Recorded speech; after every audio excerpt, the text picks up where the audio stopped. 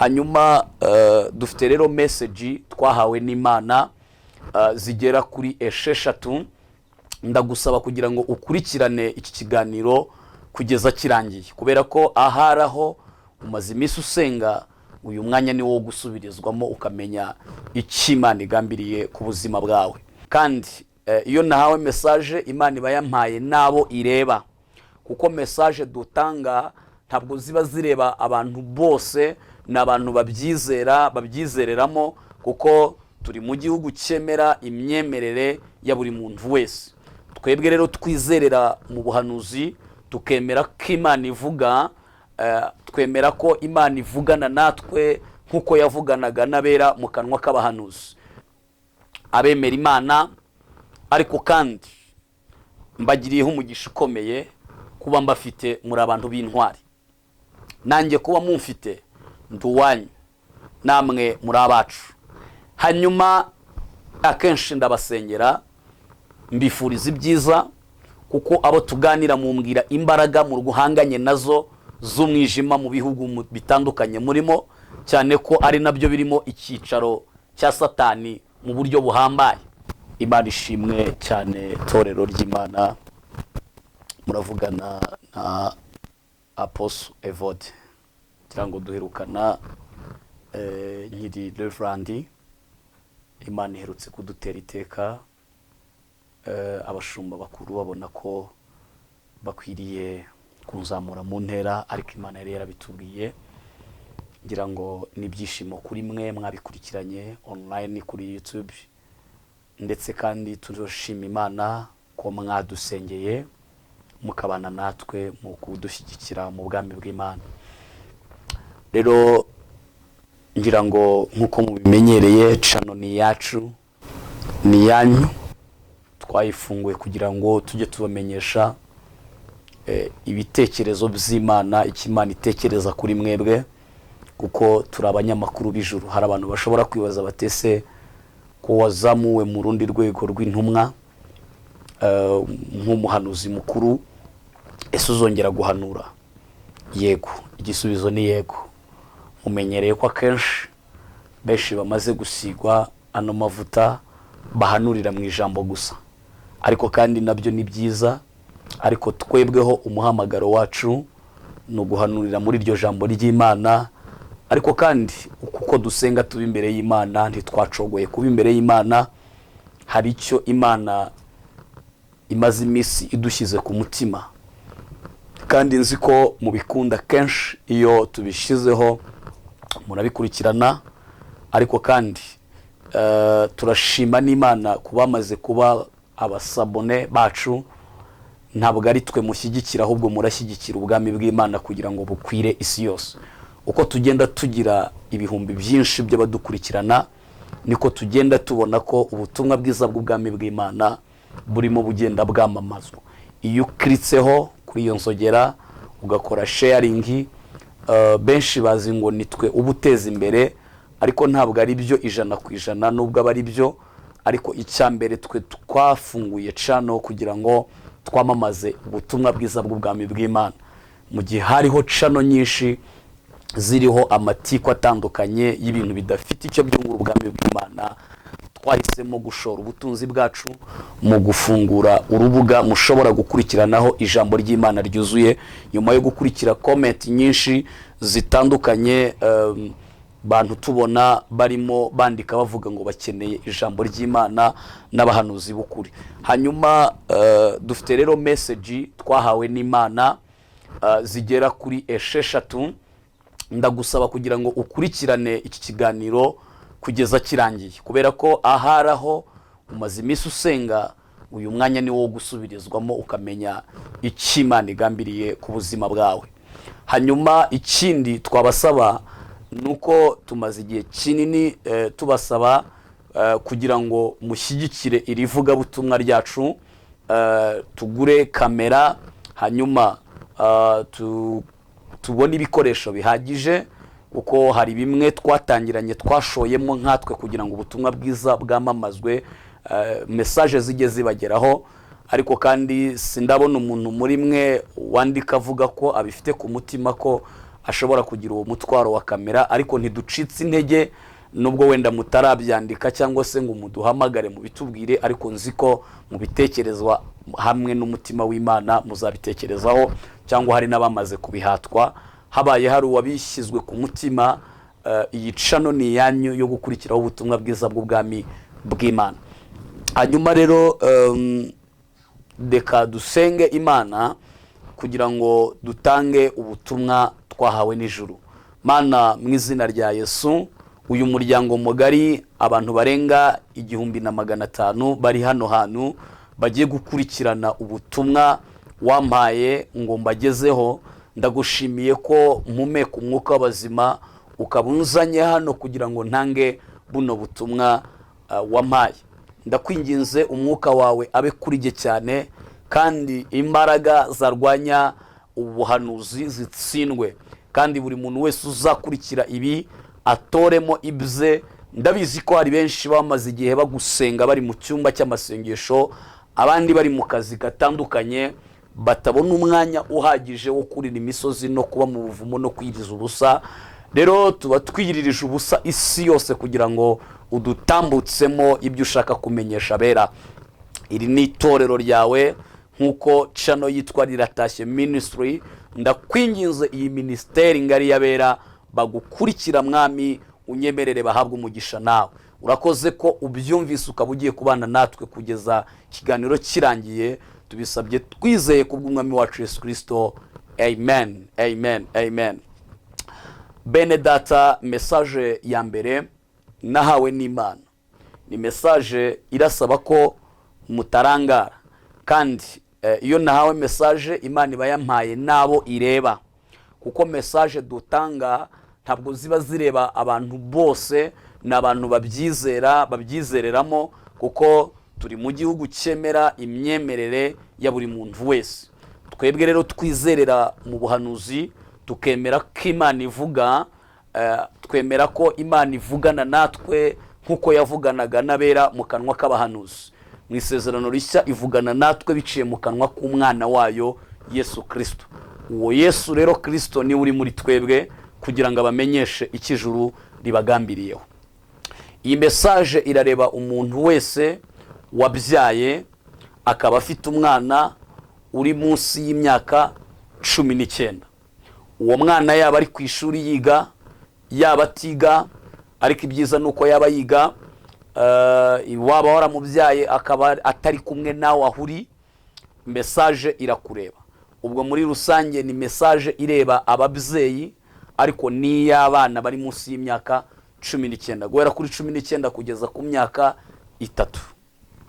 Nagize ishyaka ryo gusengera urubyiruko, bitewe nuko murabona ko nanjye nubwo ndi mu ntera ihambaye yo mu bwami bw'Imana mu bijyanye n'amatayito, ariko nanjye ndi urubyiruko, nzi imvune z'urubyiruko. Hanyuma ngira ishyaka ryo gusenga, kuko nifuzaga kubona abasore n'inkumi bakorera Imana, bahagurukiye kuvuga ubutumwa bwiza, tukamamaza ishimwe ry'yaduhamagaye tugifite imbaraga. Dawidi yaravuze ngo nari umusore none ndashaje, ngo ariko sindabona umukiranutsi arekwa, cyangwa ngo urubyaro rwe rusabirize. Hanyuma ngize iryo shyaka ndimo nsenga, hanyuma ngiye kubona mbona hari abadayimoni bahagurutse ikuzimu, bafite misiyo ikomeye ku rubyiruko guhera kuri 18, 20, 19 kumanura hasi cyane cyane.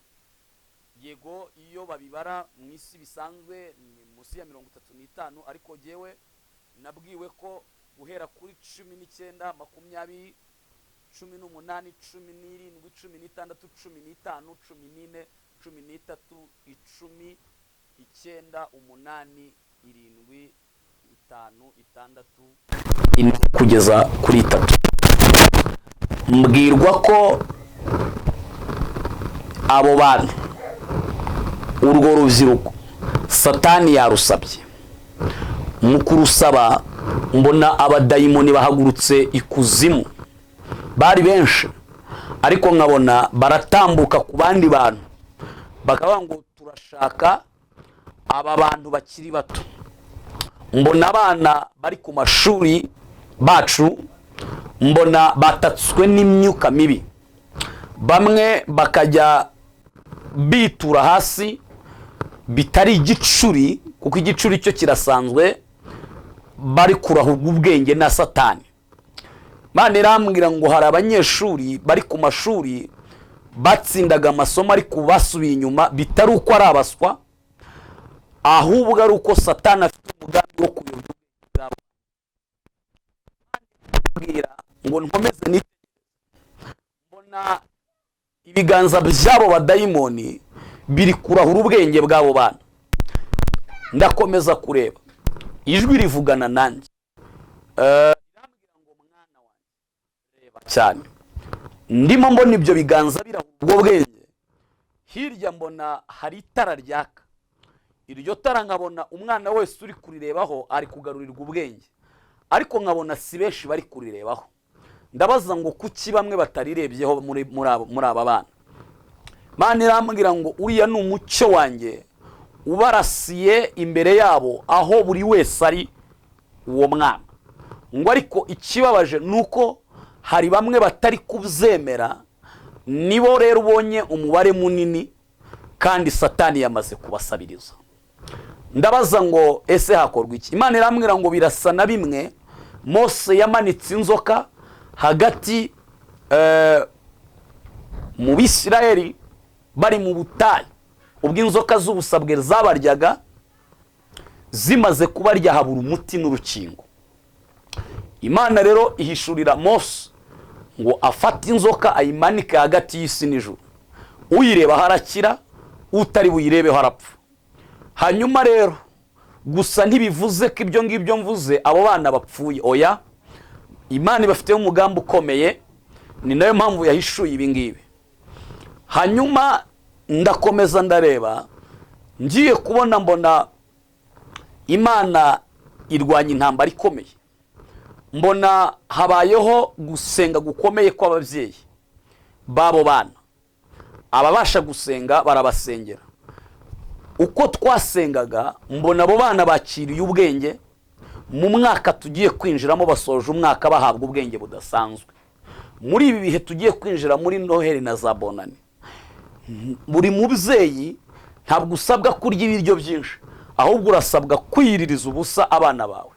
Ibi turabivuga mu gisata cy'abemera iyobokamana, kuko hari n'abatemera Imana, abo nabo bafite ibibarwanirira byabo ariko ni umuyonga. Hanyuma iyi message irakomeye, kuko utari busengere bano bana, nukuri ubwenge bw'aba bana Satani yabusabye mu buryo bukomeye, kandi ibiganza by'abadayimoni byamaze kuramburwa aho bari ahariho hose, kuko ni mission ikomeye cyane.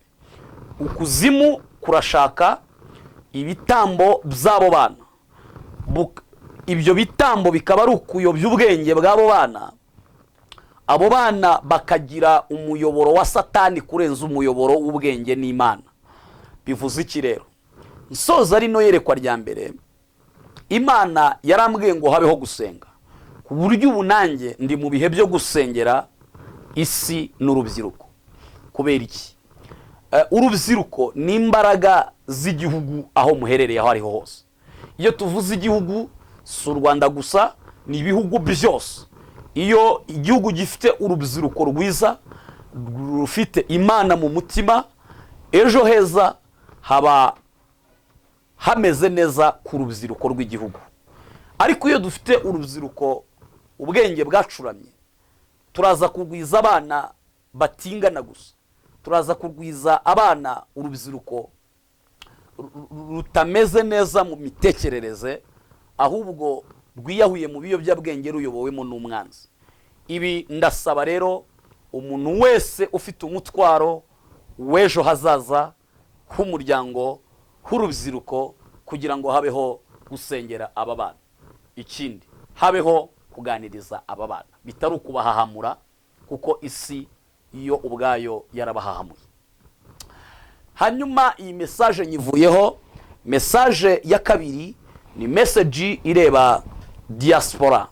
Diaspora ndabakunda, bamwe mutuvugana murabizi muri inshuti zanjye, tubana mu mwuka, dusengana kenshi, abemera Imana, ariko kandi mbagiriyeho umugisha ukomeye kuba mbafite muri abantu b'intwari. Nanjye kuba mumfite nduwanyu, namwe muri abacu. Hanyuma akenshi ndabasengera, mbifuriza ibyiza, kuko abo tuganira mumbwira imbaraga mu guhanganye nazo z'umwijima mu bihugu bitandukanye murimo, cyane ko ari nabyo birimo icyicaro cya Satani mu buryo buhambaye, mu buryo bumwe cyangwa ubundi. Ubwo abo tuganira murabizi. Rero uko nsenze iteka, ndasenga nifuza ko mugira amahoro ava mu mwami wacu. Mugira umwanya muke kubera imirimo itandukanye n'umuvuduko w'iterambere ry'ibihugu murimo, cyangwa se nuko umwuka uhari ubasaba kudasenga.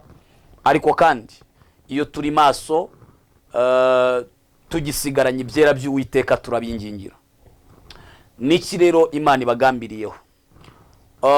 Diaspora mwese ababasha kuba imbere y'Imana, nabonye hari abapfukamye barimo basenga, bari ku mikeka cyangwa se kuri tapi zanyu. Hari abafashe ibyumba by'amasengesho byo kujya mwingingiramo Imana. Imana yavuganye nanjye irambwira ngo hari hagiye kubaho kudohoka, kuko hari igitero simusiga cya Satani cyari giteguwe kubananiza mu buryo bw'imyizerere y'agakiza, mukisanga namwe mwabaye nk'abandi bose, murimo muvuga muti iyi Mana twakurikiye ahari aba baretse ibi bintu bari bamaze kureba kure. Ariko siko kuri, nuko byari ibitekerezo bya Satani kugira ngo abadeviye muve mu murongo. Hanyuma ibyo bikimara kuba, nagiye kumva numva ijwi nanone rivugana nanjye. Ijwi ry'Imana rirambwira ngo ubambwirire ko manuye ingabo nyinshi zibarwanirira. Nagiye kubona mbona amagare y'imiriho, mbona amafrashi y'imiriho. Hanyuma ngiye kubona mbona muzamuwe mu ntera, mukurwa ku butaka ho gatoya, muhagarara nko muri metero 5 ujya hejuru. Hanyuma ubwo urugero nimba ari hano mwarazamuwe n'umwuka musatira ayo mafrashi, noneho mbona mugeze muri izo metero, murahagarara. Ayo mafrashi aramanuka atsikamira imbaraga ziri munsi y'ibyanyu, mbona akubitaguye abadayimoni, amaze kurangira murongera mureka. Ijwi ry'Imana rirambwira ngo habayeho kurwana n'abadayimoni mu buryo bukomeye, kandi Imana irabaneshereje. Muhawe izindi mbaraga, kuko abadayimoni bari barahagurukiye kubarwanya baratsinzwe. N'ubu ndi kutanga iyo no message, ndi kubona iyo ntambara uburyo yarwanywe irimo iragaruka mu maso yanjye. Imana irambwira ngo abari mu gisata cyo kwizera Imana, mumaze igihe musenga, mwakira ibisubizo by'ibyo mwasengeye nubwo mubirindira igihe kirekire. Imana irambwira ngo irabakunda, kuko mwabaye intwari mugasengera ahantu hadakwiriye gusengerwa, ariko mukaba intwari mukahasengera. Kandi irambwira ngo ibyo bihugu murimo akenshi ngo iri kubibona nka Sodomu na Gomora.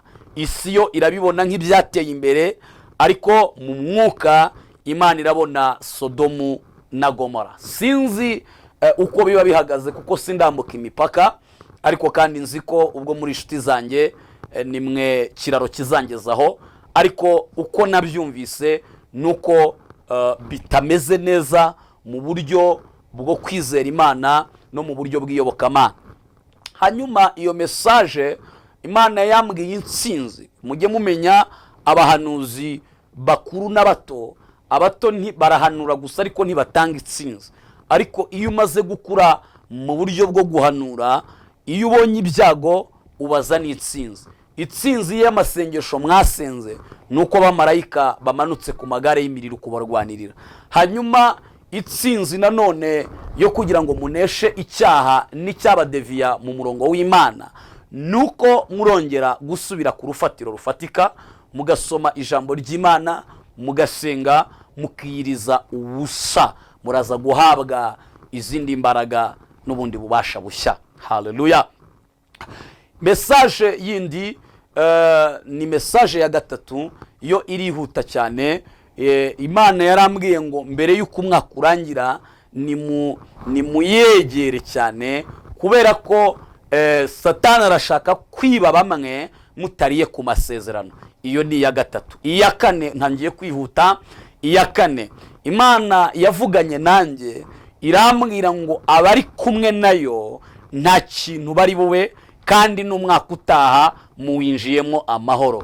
Ni umwaka usa naho uzaba ugoranyemo, ariko n'umwaka w'amasezerano ku bantu babanye n'Imana. Ndakubwiza ukuri, Imana yo mu gihugu, haleluya, deko anosti for a distance. Imana yambwiye ko ari umwaka wo kugira ngo abayihamagaye bashaka kumenya iyo ariyo, batayikunze, bafite ibyaha ibanyuzeho, ariko abayihamagaye bakihangana bakarindira amasezerano yayo, ni umwaka wo kwakira imvugo y'Imana ikavamo ibikorwa, iby'Imana ikora bikadutangaza. Haleluya bera, mufite amasezerano. Kampani yawe yahombye 2024 igomba kuzuka mu izina rya Yesu. Ibintu byose musa naho mwamaze guhamba, byamaze kunuka, Imana ije kubizura muri 2024. Bivuze iki rero? Ntabwo ibi bireba abantu bose, n'abantu bavuganye n'Imana. Naho abatemera kwivuga mugiye guhura n'akaga gakomeye, kuko mugiye kubura ibyerekezo, mugiye kuyishakana umwete, kandi muhere kuri zeru, kuko ngo igihe yababuriye ntabwo mwumva, matwi yanyu mwayavuniyemo ibiti. Ariko kandi namwe ntishaka ko hari n'umwe urimbuka, irashaka ko muyegera, mukatura, mugakizwa. Message ya kane, ya gatanu, ni message nayo isa naho ikomeye, ariko irumva abanyabwenge. Ni message Imana yampaye, mbona abantu benshi, abo bantu benshi ndimo mbona baciwe intege n'ibyo bumva kuri social medias.